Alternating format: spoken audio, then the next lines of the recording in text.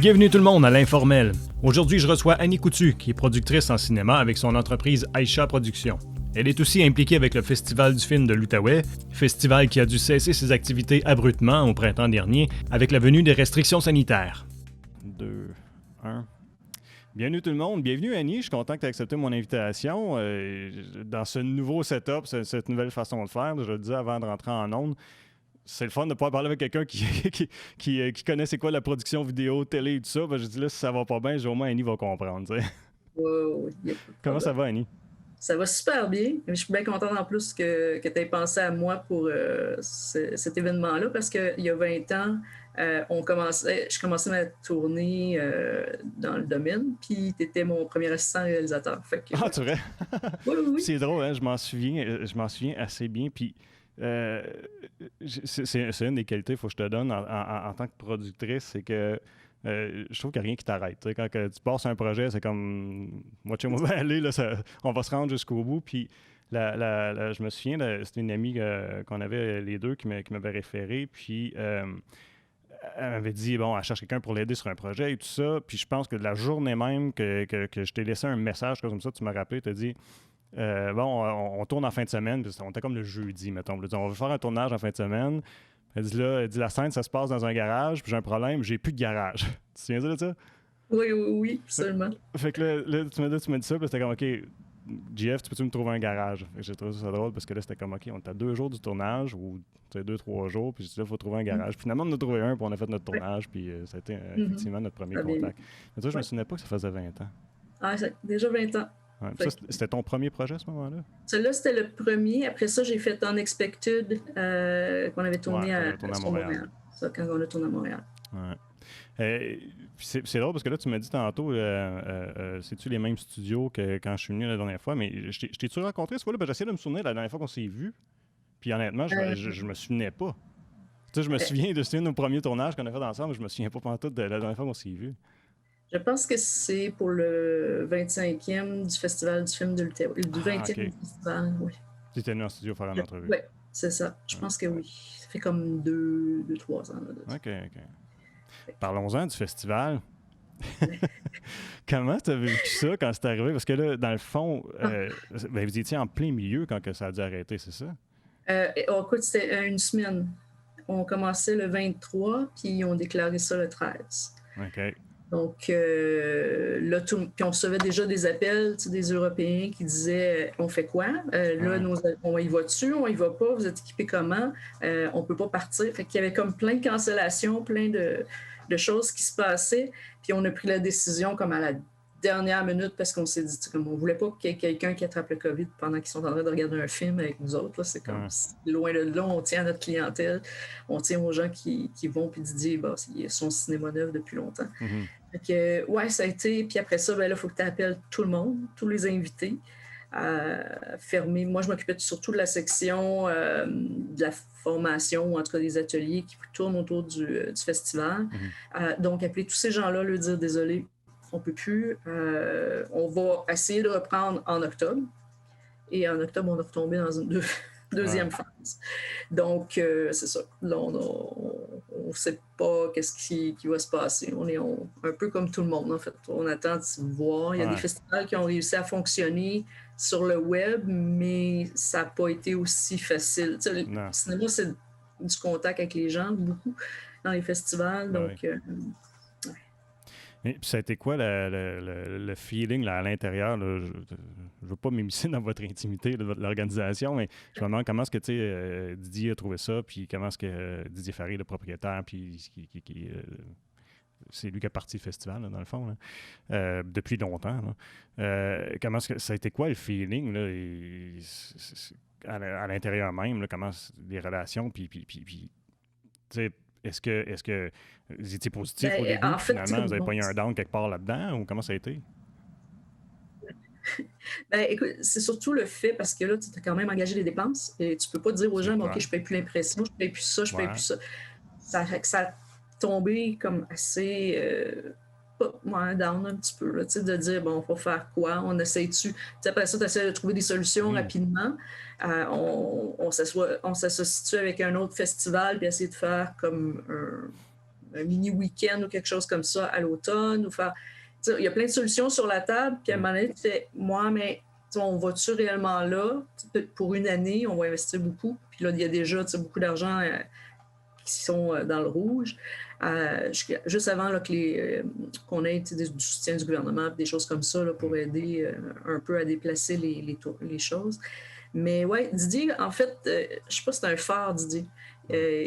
Même si il arrive quelque chose, il fait bon, on va y arriver, on va trouver une solution. Fait, par chance qu'il est là et il connaît le métier depuis longtemps. Ce qui est plus difficile, c'est que là, les films qui avaient été prévus, mais ils ont fait des sorties pendant l'été. Ouais. Donc, tu peux pas partir à un festival sans avoir de film à montrer. Faut rester à l'affût. Puis, c'est ça, le Festival de films de Toronto n'a pas roulé de la même manière. Tout ça, fait que tout est difficile pour aller faire une belle programmation. La seule chose qu'on ne voudrait pas, c'est de donner moins aux gens qui viennent au festival depuis des années parce qu'il y a une pandémie. C'est la dernière chose qu'on voudrait. Il faut toujours avoir le même niveau de qualité puis tout ça. Mais ouais, ça a été un petit peu... on réfléchit puis on essaie de trouver des choses, mais ouais, c'est disons que comme tout le monde, hein, c'est pas la situation idéale, mais on continue pareil. Ben, puis tu touches à un point, puis il faut le dire, je pense, le festival du film de l'Outaouais, c'est devenu c'est rendu un gros festival. Là. C'est quand même couru, c'est pas une petite affaire. Là. Il fait en fait, il fait partie des grands festivals du monde maintenant. Fait qu'on on est bien content d'avoir ça. Mais ouais, c'est ça. Puis on a gagné aussi plusieurs prix avec Vasco qui fait le design de nos affiches. Donc à chaque année, depuis quelques années, là, c'est nous qui remporte le prix de ce côté-là. Fait ouais, mais c'est ça. Un festival de films sans film, c'est un petit peu difficile. Mais là, ça, c'est une autre affaire aussi, parce que là, supposons que les activités reprennent, on va y aller hypothétiquement, on se dit, mettons, en tout cas, ce printemps-ci, pas certain. Tu sauras peut-être me le dire, tu as peut-être de l'information que j'ai pas, mais supposons qu'on veut reprendre ce festival, peu importe la date, qu'on change de date, peu importe. Est-ce qu'on produit assez de choses présentement à travers le monde pour être capable d'offrir une programmation? Moi, je pense que oui, parce qu'il y a quand même des endroits qui ont réussi à tourner. Nous autres, au Québec, on a réussi à retourner aussi. À Los Angeles, il y a eu des choses. En Europe aussi. La France avait recommencé à tourner un petit peu avant nous. Donc, je pense que ça peut se faire parce qu'ils ont fait le festival de films d'Angoulême au mois d'août. Fait qu'il devait avoir assez de matériel. Je sais que Didier suit systématiquement toutes les sorties de films, ces choses-là. Il était au courant. S'il y a quelqu'un qui sait qu'il y a un bijou qui s'en vient, c'est sûr que c'est Didier qui va le savoir. Donc, de ce côté-là, ça ne m'inquiéterait pas trop, sauf qu'il faut quand même refaire certains, comme disons, toutes les enseignes, la promo, tout ça. Habituellement, au mois de janvier, comme présentement, les dépliants et les choses du festival commencent à se faire imprimer. On est déjà rendu là, on a déjà notre programmation. Donc, si on parle pour le printemps cette année, je ne sais pas, parce que je ne sais pas ce que notre gouvernement va dire la semaine prochaine ou qu'est-ce qui va se passer. On est tous sur... Fait, là, on attend de juste voir un coup qu'il va y avoir de la stabilité. Puis il faut que les distributeurs permettent aux films de partir. Si les distributeurs retiennent les films ou disent ça, on le met à l'automne maintenant, on ne peut pas rien faire. Là, fait que, est-ce qu'il y a présentement, est-ce qu'il y a des alternatives qui sont étudiées ou qui sont regardées ou c'est vraiment juste on est en attente? On a regardé différents types d'alternatives. Moi, j'en regarde une de mon côté qui est reliée au nouveau VR, ER et compagnie. Peut-être qu'il y a des opportunités là, mais on est encore en recherche, je te dirais. Là. Okay. Peut-être que Didier a avancé un petit peu plus parce qu'on a fait aussi moins de rencontres parce qu'on est comme... Tant qu'on n'a pas un go que tout le monde peut bouger puis aller en salle, c'est un petit peu prématuré. Là, on fait des plans, mais c'est ça. On est dans le planif en ce moment. Tu en as parlé un peu, là, tu disais, il y a des choses qui se produisent ici et là. Comment est-ce que... je me demande si tu as un peu un regard de l'intérieur, à savoir comment ça se passe des productions présentement, parce que tu sais, je le sais, c'est tellement demandant en temps, déjà, une production normale. Là, je peux juste imaginer, c'est quoi tu sais, les choses qui sont mises en place pour la sécurité des gens, pour être sûr qu'il n'y ait pas de contamination et tout ça. Puis comment est-ce qu'on peut gérer ça sur un plateau de tournage? Ben, tu vois, c'est sûr qu'on a les mêmes choses à peu près comme, disons, quelqu'un, si tu vas chez le coiffeur, OK? Donc, si tu vas avoir besoin d'un masque en tout temps, tu as besoin de laver tes mains sur le plateau. La différence, c'est que là, maintenant, on a des boîtes à lunch, on n'a plus de traiteur comme tel qui vient puis que tout le monde peut toucher à la nourriture. Le craft, c'est la même chose, la cantine, excuse, c'est la même chose. Pour la gestion de l'équipe technique, ça se passe un peu comme dans n'importe où, dans les magasins, des choses comme ça. Je te dirais, puis on a une personne qui est maintenant attitrée, comme nous, en tout cas, on a inventé un poste parce qu'on se dit, ça peut pas être la police du COVID, là, on va virer fou. Ben, fait que c'est une personne qui est là pour le mieux-être. Fait qu'elle va prendre la température des gens le matin. Elle va vérifier que tout le monde est correct. Elle va se promener, puis parce qu'il y a aussi de l'anxiété qui vient avec ça. Là. On est comme confiné, pas confiné, mais on est comme coincé dans ça, puis tu fais attention pour pas faire d'erreur, puis tout le kit. Fait que cette personne-là fait juste guetter pour être sûr qu'on garde nos distances, on respecte les choses. Du côté technique, les acteurs, eux, c'est là que c'est un petit peu plus complexe parce qu'il y a eu beaucoup, entre autres, de demandes pour des familles. Donc, si, disons, tu avais un acteur, ben, on lui disait, ben, si tu habites avec des colocs, ben, on va engager tes colocs comme okay. Si tu veux des choses, on a essayé, nous autres, de notre côté, de mettre notre groupe en quarantaine dans un hôtel puis dire on va attendre. On ne peut pas le faire, on n'a pas le droit. Donc, il faut, c'est ça qui est passé le test COVID, il ne faut pas qu'il soit sur notre plateau puis sur un autre plateau en même temps. Il faut garder des bulles sur les plateaux. Fait que c'est un peu, c'est un peu contraignant, ça se fait pareil. Je sais qu'il y a une autre compagnie de production, eux autres qui ont fait leur long métrage il n'y a pas longtemps. Moi, il a fallu qu'on pousse certains projets en 2021 parce que j'ai décidé de faire des scènes de combat. C'est bien pour le type de film qu'on veut faire. La seule chose, c'est qu'on a le droit à 15 minutes par jour de contact. Okay. Pourquoi 15 minutes? Parce qu'au niveau mondial, ils ont dit qu'ils se sont entendus sur un chiffre de 15. Donc, il n'y a pas à 14 minutes, t'es correct, à 15, tu ne l'es pas. C'est juste parce qu'il fallait qu'ils mettent une norme à quelque part. Donc, on peut faire des combats à travers, je pense qu'on en a vu quelques-uns là, sur YouTube qui frappent, après ça, on coupe avec la caméra, ça se fait. Par contre, en VR, quand on veut faire du 360 ou du VR ou du ER, ça se fait pas parce que là, on voit. Fait que je peux pas enlever les panneaux présentement. On n'a pas trouvé comment. Il faut aller réellement dans le CGI, ces choses-là. C'est moins fluide. Fait que on travaille là-dessus. Puis sinon, on fait beaucoup d'enregistrements audio. C'est pas mal. C'est pas mal ça qui fait rouler un peu tout le monde en ce moment. Mais ça doit être difficile aussi pour les créateurs, je peux imaginer, de travailler avec davantage de limites. Puis déjà, en partant, souvent, tu es contraint à tellement de limites tout le temps. Puis en quelque part, des fois, ça crée des petits bijoux, c'était là. Mais là, dans ce contexte-là, est-ce que c'est ça que ça fait ou ben non, c'est vraiment dérangeant? Je te dirais que ça pousse à être plus créatif. Fait que oui, il y a des super belles idées. C'est sûr que quelqu'un qui est anxieux va probablement trouver ça plus difficile. Mais je peux te dire que du côté, comme quand on commence à faire de la scénarisation ou qu'on travaille avec les compositeurs ou des choses comme ça, on trouve des façons nouvelles de faire les choses. Habituellement, on travaille dans un cadre assez simple, qui est pas mal tout le temps le même. Là, on sort des idées pour pouvoir trouver une façon différente de faire les choses, de pouvoir faire des pratiques aussi entre les acteurs. Fait que maintenant, on fait le tour de table où les Italiennes, les acteurs sont chacun chez eux, ils sont assis devant leur ordinateur avec Zoom. On fait le casting maintenant comme ça, à travers Zoom. C'est des étapes qui ont changé un petit peu. Ouais. Mais il y a des choses qui vont rester, d'après moi. Il y a des choses qu'on va probablement enlever.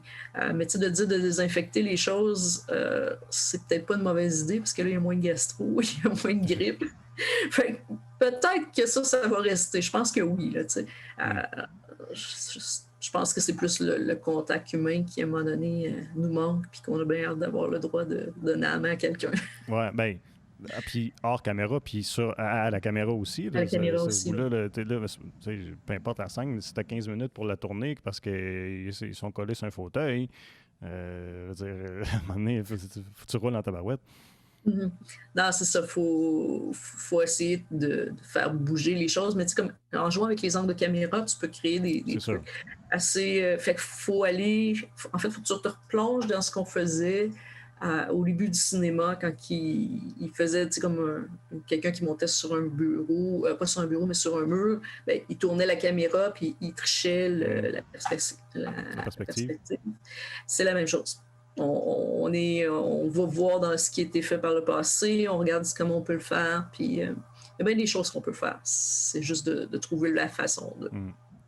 Je sais pas si tu as vu des commentaires un peu sur les réseaux sociaux, puis je trouve ça un petit peu plate de voir ça. C'est qu'il y en a qui se plaignent de dire ben, comment ça se fait. Ben, je les comprends aussi d'une certaine façon. Parce que, veut dire, si tu es privé, toi, de travailler, entre autres, ça peut être frustrant de voir que, bon, OK, ben, le cinéma roule, entre guillemets, comme normalement. Puis, mais, tu sais, le point de vue, souvent, c'est que, ben, c'est pas quelque chose d'essentiel. Mais je pense qu'on peut regarder ça d'un autre angle. Comment est-ce que... As-tu vu ça, puis comment tu as réagi, si oui? Ben oui, je les ai vus. Je trouve ça drôle parce que je suis sûre que si on essayait de dire à quelqu'un pendant 2 semaines, là, vous êtes dans une maison, vous êtes chez vous, vous n'avez pas le droit de regarder aucun livre, vous n'avez pas le droit d'écouter de musique, vous n'avez pas le droit d'ouvrir la télé, ni vos ordinateurs. Écoute, ils vont virer fous, OK? Dans le sens où c'est pas...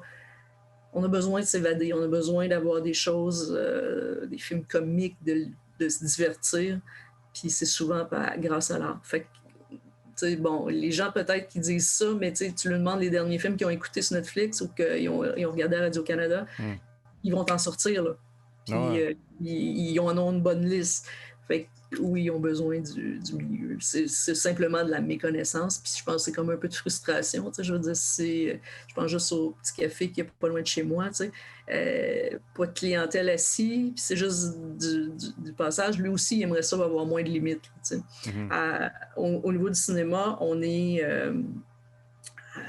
contrôlé par la CNSST. Puis on a toutes les agences, puis toutes les unions autour. Donc, il y a tellement plus de mesures de sécurité que ça nous permet justement là, de pouvoir continuer à rouler.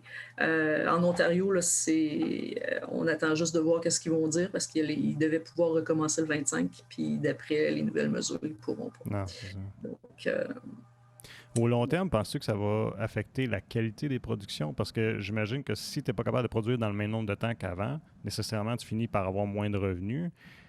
Tu sais, tu vois-tu je m'en vais? Si tu as moins de revenus, parce que supposons qu'avec toutes tes restrictions puis le temps que ça prend, je me demande si ça change la qualité de la production parce que tu as des dépenses qui sont générées par la situation, puis qu'au bout du compte, qu'on soit capable de moins produire ou produire de moins bonne qualité. Je pense qu'on va produire de façon différente, c'est-à-dire qu'on va couper sur des choses, tu sais, comme c'est plate, mais je pense qu'on va réduire un petit peu les équipes, ce qui va nous faire... Excuse-moi. C'est correct. Tu peux juste le répondre et raccrocher? Ou... Ma fille vient de... Ah bon. Merci Aïcha. Donc, c'est ça. Fait que, on fera les choses différemment. On va faire les choses différemment. Soit qu'on va se promener un peu moins ou on va peut-être des fois juste couper une location pour réussir à avoir ce qu'on veut. Mais il n'y a pas tellement de dépenses. Il y a des dépenses supplémentaires, on s'entend, là.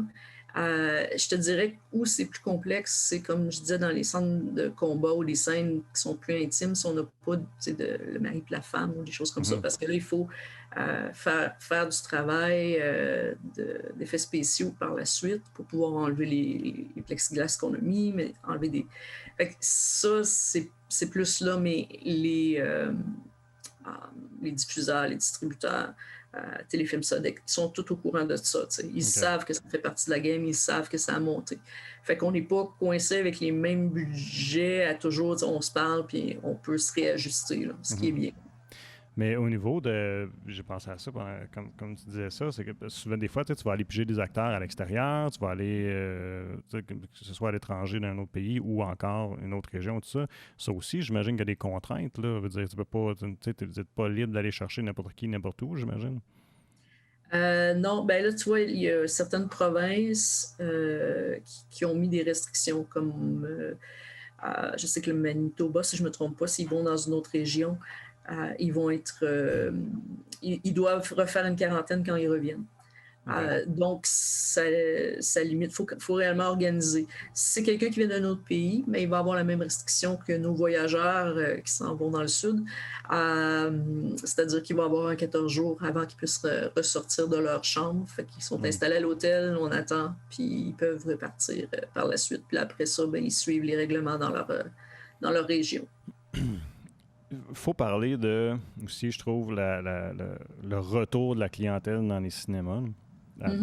En espérant qu'on s'en va vers ça sous peu. Il y a eu une tentative à l'été au Cinéma Neuf, entre autres, de réouvrir.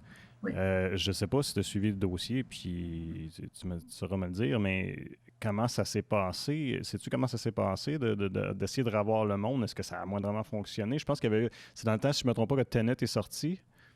Oui. Puis qu'il y avait une tentative de réouvrir en même temps que ça, Tenet, le film de Christopher Nolan. Oui. Comment ça s'est passé? T'as entendu parler? Je ne pourrais pas te dire combien il a fait au box-office, j'ai pas regardé.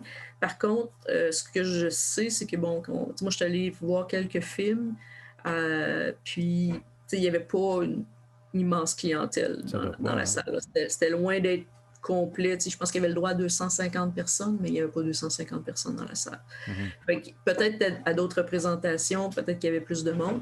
La raison pour laquelle ils ont arrêté, mais c'est parce que les distributeurs ont dit on va attendre parce qu'il n'y a pas assez de monde dans les salles. Mm-hmm. Ils ne font pas assez de revenus et ont retenu les films. Donc, on peut pas... À un moment donné, tu ne peux pas remettre un film des années 40 ou de remettre un vieux classique. Oui, mais c'est pas...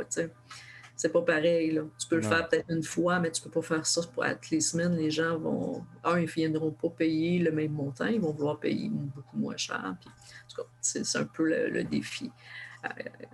Mais c'est ça, moi, je suis allée 2-3 fois voir les films, puis c'est ça, c'était pas... Par contre, les gens faisaient très attention, là, comme tu devais... au Cinéma Neuf, on n'avait pas des pièces à signer, ils nous demandaient de garder deux sièges entre chaque bulle, puis tout le monde faisait réellement bien attention là, dans la circulation dans la salle. Fait que ça, c'était bien de ce côté-là. Puis au Star City, c'était la même chose, mais là, eux, ils avaient signé des sièges. Fait qu'il fallait que tu aies réellement choisi tes sièges, puis ils jouaient sur le nombre de personnes. Mm-hmm. Est-ce que ton feeling, c'est quoi parce que j'imagine, c'est clair qu'on ne dira pas demain matin, OK, c'est beau, on peut remplir les salles. Mm-hmm.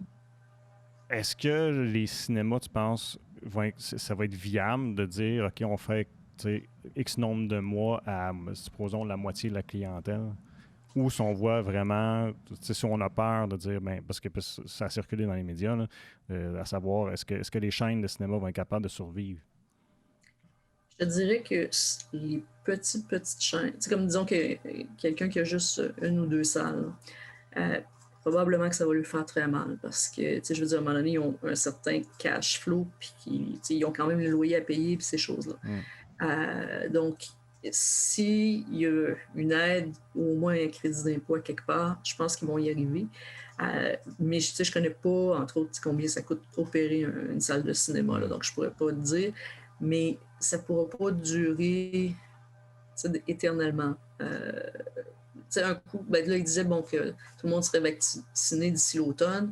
Donc, il est fort possible que soit qu'on ait un contrôle à l'entrée, puis si les gens sont vaccinés, peut-être qu'ils laisseraient rentrer plus, mais c'est hypothétique. Là, on n'a aucune idée. Mais j'espère que les salles de cinéma vont fonctionner. En tout cas, sur la distribution, avec les distributeurs qui travaillent avec moi, on y croit, là, dans le sens où on a un planning de sortir des films en salle. On n'a pas mis une croix là-dessus, mais je te dirais qu'on regarde beaucoup aussi les autres avenues, c'est-à-dire les ventes télé, les autres plateformes électroniques. C'est regarder beaucoup de ce côté-là.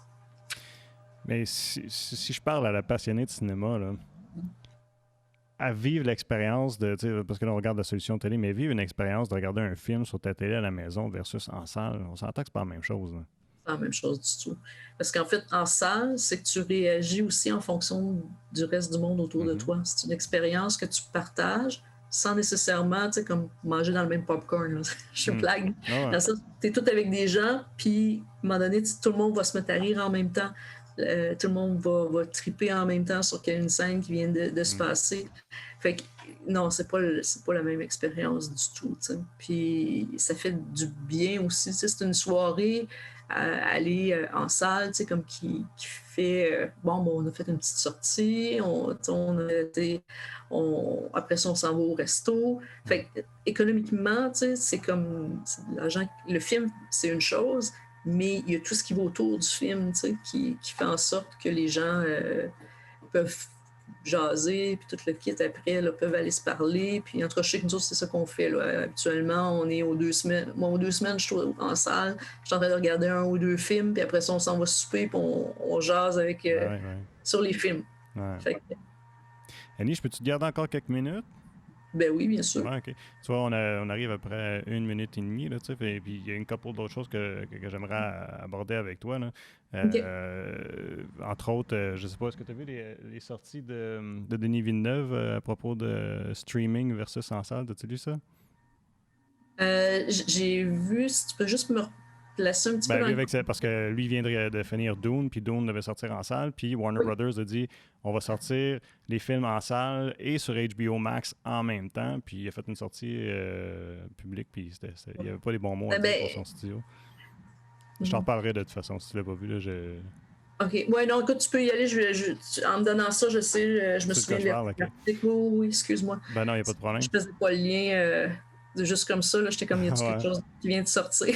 Okay, non, ça fait un bout. Là. OK, ça fait un bout. Mais c'est ça, fait que là, on arrive à la fin du segment là, de premiers 28 minutes. Fait que je vais dire merci à tous ceux qui nous écoutent là, sur ma TV Outaouais ou encore sur TVC Basse-Lièvre. Je rappelle qu'on est diffusé sur Apple Podcasts, Spotify aussi. Puis aussi, on est sur la chaîne YouTube de TVC Basse-Lièvre. Vous pouvez voir là, le reste de l'entrevue que je fais avec Annie. On va parler d'une couple d'autres affaires. Je vais parler aussi de tes productions là, que tu avais commencé ce printemps, Annie, si tu veux bien. Donc, merci de nous avoir écoutés. Puis, je vous invite à la prochaine émission. À la prochaine. Fait que c'est ça. Fait que, parce que Denis Villeneuve, bien évidemment, c'est notre réalisateur québécois qu'on aime tous, puis qui maintenant il est connu à l'international. Puis j'ai pris la peine d'imprimer l'article, puis juste te remettre dans le contexte, mais il disait, une des premières choses qu'il dit, il dit Warner Brothers pourrait bien avoir tué l'adaptation de Dune et menace le cinéma en général, entre autres. Puis dans ce sens-là, c'est de dire si on favorise, supposons, des plateformes de diffusion web, que l'expérience en salle nécessairement est menacée, parce qu'on a comme un concurrent trop fort peut-être pour le cinéma en salle. Est-ce que c'est une avenue dangereuse d'après toi? Bien, c'est sûr que tu sais, un film doux, c'est réellement fait pour la salle. Okay? Ben, c'est ça, puis c'est ce qu'il dit lui aussi. Il dit, tout l'aspect production a été fait en pensant que ça s'en va en salle, puis là, vous nous enlevez ça, là, cette expérience-là. Ouais, ben, je suis un peu comme lui. Comme sortir les deux en même temps. Si tu me dis, bon, on sort l'autre, comme dès que Doom est sorti de salle ou quelque chose comme ça, de vouloir que tout le monde ait le film en même temps, c'est. Ouais, je suis moins, en tout cas, je suis cinéphile, puis je suis moins à l'aise avec ça. Je trouve que c'est comme de faire perdre des galons aux salles de cinéma, là, beaucoup. Peut-être faire un délai entre les deux, au pire. Ben, comme c'est présentement. Présentement, il y a toujours un délai entre les deux. Par contre, je ne sais pas pourquoi ils veulent ça. Si c'est parce qu'ils disent que les gens vont avoir trop peur de retourner en salle, ou si c'est parce qu'ils ont eu beaucoup de films qui ont été linkés sur Internet. Sur Internet, donc qui ont été diffusés. Il y a quelqu'un qui s'assoit avec son cellulaire, puis demain matin, il est sur Internet. Fait qu'ils veulent éviter ce genre de choses-là. C'est possible. Mais je pense pas que c'est la meilleure solution. Mais tu vois, ce qu'ils ont dit, c'est qu'ils ont annoncé que pour 2021, tous leurs films, leur intention, c'est de sortir sur les deux plateformes en même temps. Fait que dans le fond, c'est comme donner l'opportunité de faire le choix de dire, OK, oui, je suis prêt à sortir ou non, je préfère rester à la maison. Je pense que c'est un peu ça qui est Ouais. la pensée derrière ça. Mhm. Mais ou que l'autre raison soit tout simplement parce que cette année, ça a été on dit oui, on retire. On dit oui, on retire. Ouais, Fait qu'au niveau promotionnel, là, ça les a coûté c'est clair. c'est ce côté-là, je pense, qui les fait pencher pour ça, mais non, moi, en tout cas, j'aimerais beaucoup mieux aller voir ce genre de film-là. Peut-être que des petits films, par exemple, vont peut-être en tirer un plus grand avantage, mais je ne sais pas. Hmm. Mais tu vois, juste pour conclure là-dessus, je te lis ce que j'ai trouvé qui était le plus fort, c'est les studios appartenant au groupe de télécommunications AT&T ne manifestent absolument aucun amour pour le cinéma ou pour le public. Il ne s'agit que de la survie du géant des télécommunications qui porte actuellement une dette colossale de plus de 150 millions de dollars. Blablabla. Fait que tu sais, ouais, je sais pas ce que ça va donner aussi par rapport à ses relations avec le studio après, là, mais je sais pas si Warner va vouloir le réengager de sitôt après. Ben, je pense pas que ça cause beaucoup de problèmes, dans le sens où bon, il n'est pas d'accord avec eux, mais n'empêche que eux, ils veulent avoir le meilleur pour réaliser le film. Fait que, Ouais. je pense pas que ça lui nuise à ce point-là. C'est sûr que s'ils sont en difficulté financière, eux autres, ils veulent rentrer de l'argent le plus vite possible, n'importe comment. Ouais. Donc, le côté créatif, des fois, bon, il va être mis de côté dans des situations comme ça, malheureusement. Et moi, quand ils ont annoncé ça, personnellement, je pense que j'avais écrit ça sur Facebook, si je ne me trompe pas. J'ai comme fait, OK, mais RIP les salles de cinéma. Puis je me dis, tu sais, les gens ne veulent pas dans la peur, vont souvent se tourner vers la solution la plus rassurante. Fait que, tu sais, comme si c'est ça pour 2021, ça, c'est toute une autre année que je me dis, en tout cas, ça, c'est pour. Parce que c'est pour un studio, mais, tu sais, s'il y en a un qui le fait, souvent les autres vont emboîter le pas aussi, tu sais. C'est sûr, s'il y en a un qui le fait, les autres vont regarder un petit peu, puis si ça fonctionne bien, ils vont emboîter le pas. Donc, ça ferait tellement. Je te dis pas si tu es dans une région où il n'y a pas de salle de cinéma. Ouais. De leur accès, j'ai aucun problème là-dessus. Ou fait une bande-annonce qui fait une promotion un petit peu différente, mais en tout cas, je sais pas. Pour moi, c'est réellement. Je suis de l'avis de Denis Villeneuve. C'est réellement pas aider le cinéma puis aider les créateurs de faire ça. On fait passer à côté d'une belle expérience de cinéma. Ouais. Je te rejoins là-dessus parce que c'est comme c'est deux choses différentes. Puis je repense aussi, puis si on va plus loin que ça, si tu penses à des réalisateurs comme Nolan qui trippent à faire du 4K, entre autres, c'est-à-dire du IMAX plutôt, tu es dans un autre monde au niveau technique, puis au niveau du spectacle, tu sais. Mm-hmm. Fait que, tu sais, imagine des gars comme ça, il faut faire eux autres aussi, si la tendance s'en allait vers le streaming plus que d'autres choses, mais revoir au niveau créateur, comment est-ce que tu vas faire tes films. Là. Mais, puis aussi le fait que quand tu fais pour un grand écran, tes mouvements de caméra vont être en fonction de ça. Si les gens regardent ça sur un cellulaire, ben on va travailler ça différemment. Si ta première fenêtre s'en vient, c'est un laptop, un ordinateur, c'est sûr qu'on va travailler très différemment, ou même un écran télé. Trouves-tu ça frustrant? C'est drôle. Quand je vois quelqu'un qui il regarde je sais pas, tu regardes, mettons les derniers films de Denis Villeneuve, tu dis, OK, t'es en train de regarder ça sur ton cellulaire, c'est pas vrai, c'est tellement beau puis grandiose, puis c'est un spectacle visuel, puis t'es en train de regarder ça sur ton cellulaire. Ça vient me chercher, moi. Ben, c'est sûr que c'est pas. Tu sais, comme moi, c'est parce que quand tu es cinéphile, tu veux avoir la meilleure qualité visuelle, le meilleur son ambiant, mais il y en a, tu sais, pour eux autres, c'est un film, c'est juste du divertissement. C'est correct. L'idée, c'est qu'ils l'écoutent, puis qu'ils en parlent le plus possible. Est-ce que je me trompe ou quand justement au printemps dernier, tu travaillais sur un projet, il me semble que je t'ai vu faire des auditions pour un projet, ça se peut-tu? Oui, j'ai fait des auditions. En fait, j'ai tourné un premier film de réalité virtuelle en mars dernier. OK. le 7, 8, 9 mars à Vancouver. Et après ça, on a fait des auditions pour faire notre propre film VR qui s'appelle KL. Fait que là, on a eu beaucoup. C'est un film médiéval fantastique qui s'en va sur le VR. Et on a travaillé beaucoup. J'ai trouvé l'acteur, Aïcha Cloutier, ma fille, joue l'autre comédienne.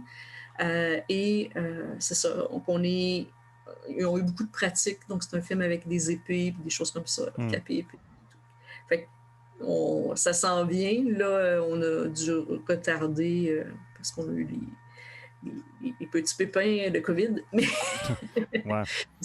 c'est ça ce que je te disais tantôt avec les 15 minutes. Là. Donc, on est en attente, mais ils se pratiquent chacun de leur côté, puis ils connaissent bien la chorégraphie. Donc, c'est quelque chose. Ouais. Puis as-tu assez de matériel pour pouvoir travailler la post-prod ou ben non, c'est que vous êtes juste en attente pour faire... on a toute la chorégraphie a déjà tout été faite, donc on attend simplement pouvoir filmer. Donc on espère pouvoir filmer vers le mois d'avril-mai, quelque chose comme ça, cette année. OK. Fait que ça serait bien. Puis on a fait aussi des auditions pour un jeu vidéo qui va être... donc c'est des auditions voix, c'est comme un peu de l'animation. Fait que ça fait bien. OK. Fait qu'au moins, ça roule. Vos projets, vous êtes capables de continuer. Là, pas comme prévu, mais au moins capable de faire. Pas comme prévu, mais ouais, on change un petit peu la façon de faire. Puis on a un nouveau projet. On a un projet que ça fait longtemps qui nous trotte dans la tête. Puis là, c'est ça. Avec le fait qu'on était arrêté j'ai même pas pris une journée de congé, mais...